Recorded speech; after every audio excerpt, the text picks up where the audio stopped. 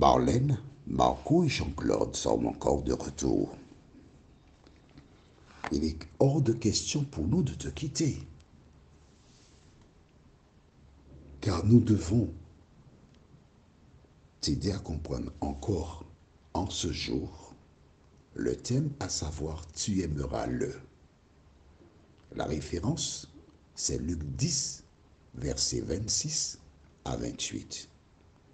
Nous profitons pour dire à toutes celles et ceux qui découvrent pour la première fois le lien, quelle est la réponse pour une interrogation 2. Nous leur souhaitons la bienvenue et nous rappelons que c'est Marlène qui s'occupe totalement de ce lien.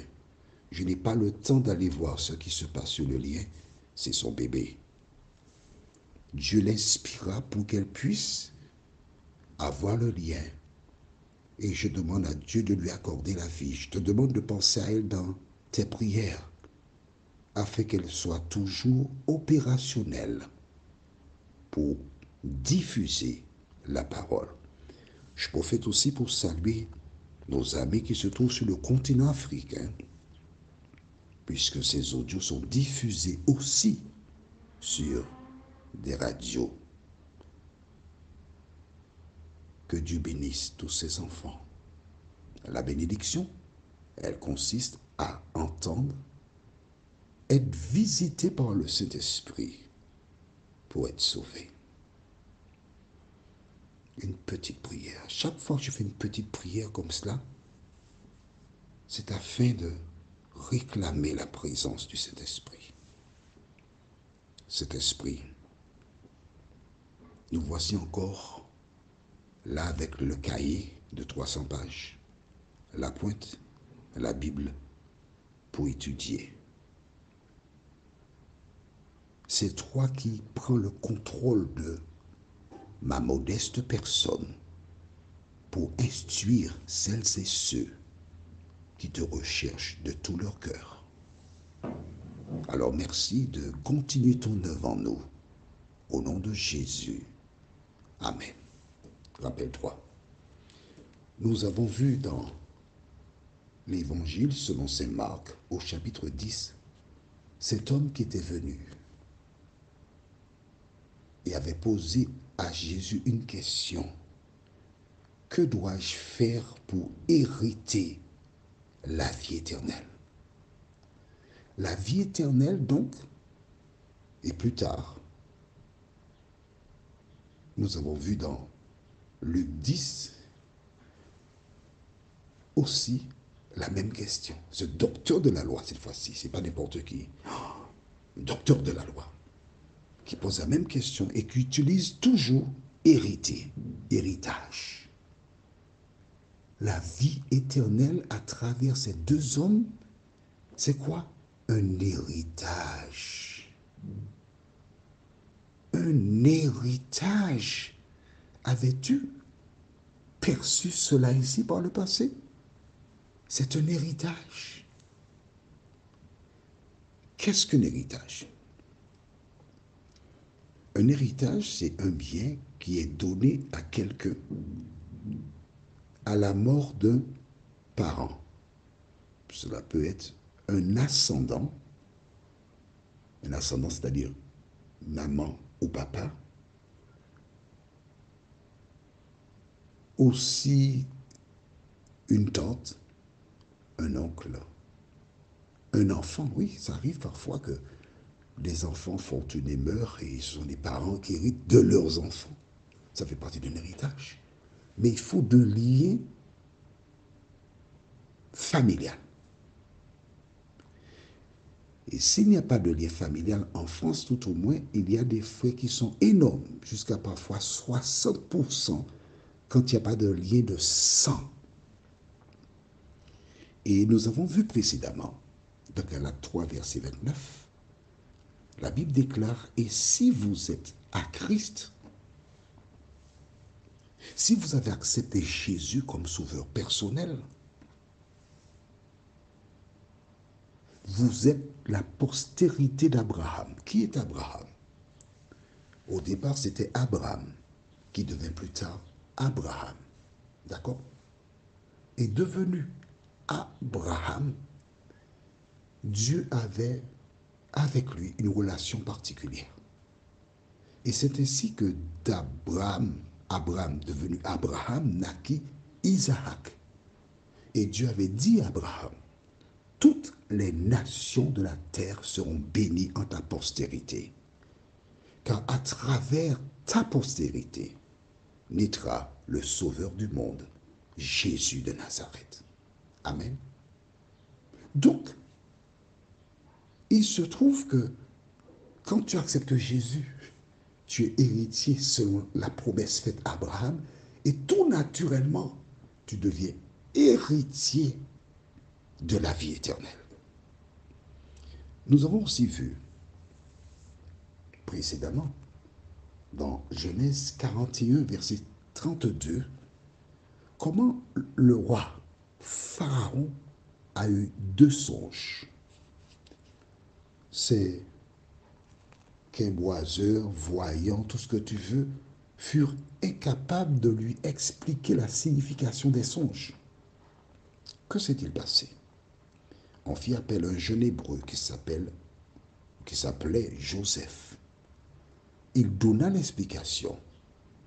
Et ensuite, il ajouta, dans Genèse 41, verset 32, « Si Pharaon a vu le songe se répéter une seconde fois, c'est que la chose s'est arrêtée de la part de Dieu et que Dieu se hâtera de l'exécuter. » Dans la Bible, nous avons deux fois la même démarche. Il est donc indispensable pour nous de prendre très au sérieux ce que nous lisons, parce que ce n'est pas anodin. D'accord? C'est important. Alors aujourd'hui, nous lisons dans Luc 10, versets 26 à 28.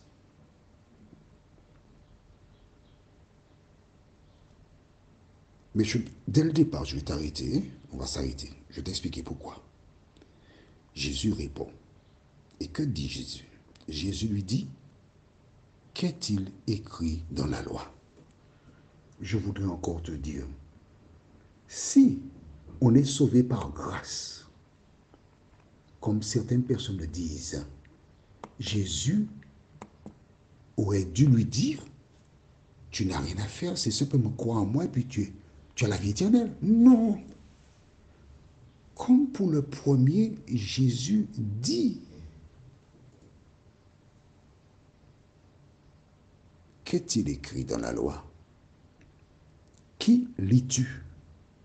Il répondit, tu aimeras le Seigneur ton Dieu de tout ton cœur, de toute ton âme, de toute ta force et de toute ta pensée, et ton prochain comme toi-même. Tu as bien répondu, lui dit Jésus. Fais cela et tu vivras. Amen. De quoi as-tu besoin encore? Pour la deuxième fois, Jésus fait allusion au commandement. Et cette fois-ci, il lui dit, fais cela et tu vivras. En clair, fais cela et tu hériteras la vie éternelle. Laisse pas te rappeler encore, ce n'est pas la première fois que je le dis. La loi ne sauve personne. La loi, c'est le code de la route du conducteur.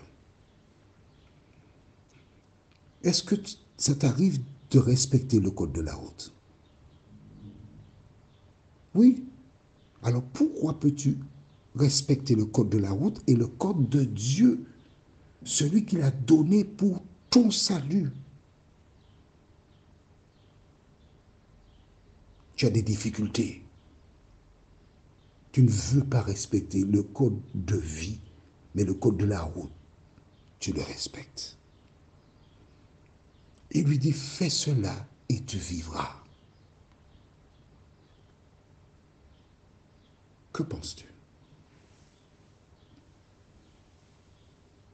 Je te laisse le temps pour réfléchir, pour analyser. Deux hommes qui posent la même question. Jésus donne la même réponse. Alors, qu'est-ce que cela veut dire? Tu aimeras le Seigneur, ton Dieu, de toute ton âme, de toute ta force et de toute ta pensée, et ton prochain comme toi-même. En fait, ceci est un résumé. En clair, les 4 premiers commandements des 10 commandements ont un rapport avec Dieu. Et les 6 derniers ont un rapport avec le prochain. Donc le premier englobe les 4 commandements. Le premier commandement dit, tu n'auras pas d'autre Dieu devant ma face. Le deuxième dit, tu n'auras pas d'image taillée ni de représentation. Le troisième dit, tu ne prendras pas le nom de l'Éternel, ton Dieu, en vain. Le quatrième dit, non, je ne te dirai pas. Tu n'as qu'à aller prendre ta Bible. Exode 20, versets 3 à 17. Tu vas découvrir par toi-même. Le cinquième dit, honore ton père et ta mère. Le sixième dit, je te dis d'aller prendre la Bible. Je t'ai mis sur le chemin. Et tu verras que les 4 premiers commandements ont un rapport avec Dieu et les 6 autres ont un rapport avec le prochain. C'est exactement la même réponse. Mon ami, j'ai l'occasion de te dire que je ne représente pas d'église ni de communauté religieuse. Je suis l'un des représentants officiels de Jésus de Nazareth. Cela veut dire que je suis là pour te dire ce que la Bible déclare et t'accompagner dans la compréhension. C'est tout. Et quand j'ai fini ma mission, la balle est dans ton camp. C'est à toi de savoir ce que tu fais. Prions. Notre Seigneur et notre Dieu, merci pour la parole. Merci pour ce bonheur de te connaître. Merci pour la vie éternelle. Merci parce que nous avons lu, nous avons compris. Car tu ne changes pas. Tu es le même hier, aujourd'hui, demain et éternellement. Alors aide-nous, Seigneur, à cesser de zanzoler. Aide-nous, Seigneur, à cesser de lutter contre la vérité. Parce que tu dis, celui qui n'est pas avec moi est contre moi. Seigneur, bénis tes enfants. Bénis celles et ceux qui veulent vraiment être sauvés. Car celui que nous avons vu dans le livre de Marc, il est venu animé de bonnes intentions. Il a même dit à Jésus, Seigneur, mais j'ai fait toutes ces choses, que me manque-t-il? Et lorsque Jésus lui dit ce qui lui manquait, il a rejeté la parole et il est parti, attristé. Permets, Seigneur, que nous puissions tirer des leçons pour ne pas faire comme lui, nous t'en prions. Au nom de Jésus, pour ta gloire éternelle. Amen. Que l'Éternel te garde et qu'il te bénisse. Qu'il tourne sa face vers toi. Que l'Éternel te conserve sa paix. Que ses anges veillent sur toi, dès maintenant et à jamais. Le thème pour le prochain cours est « Qui est mon prochain ?» La référence, Luc 10, verset 29. Il me tarde de te retrouver.